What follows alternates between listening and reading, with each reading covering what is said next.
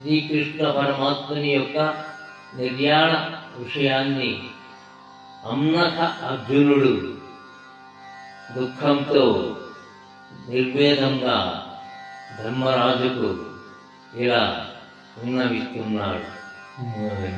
మనసారది మనసకివుడు మనవీయము మనసకుండు మన బాంధవుడు మన విభుడు గురుడు దేవర మనలను దిగనాడి కనియే మనుజాధీశా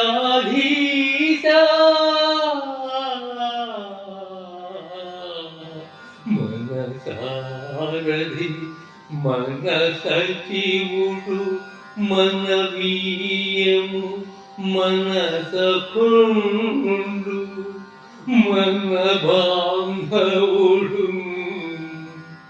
మన విభుడు గురుడు దేవర మనలను దిగనాడి చనియే మనుజాధీశా మనలను దిగనాడి చనియే మనుజాధీశా. ఏం చెప్పమంటారు?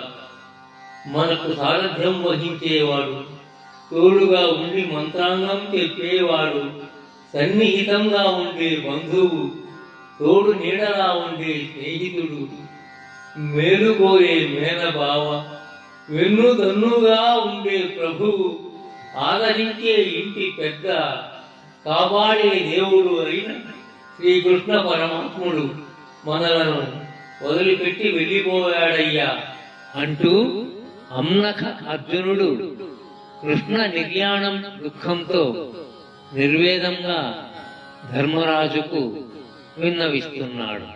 మిత్రుడో బంధువో నాయకుడో ఒక ఆత్మీయుడో పరమపదించినప్పుడు ఈ పద్యం అప్రయత్నంగా తెలుగువాడి నోటి నుండి వస్తుంది. ఈ పద్యంతో బమ్మెర పోతన యొక్క పద్య రత్నావళి సమాప్తం.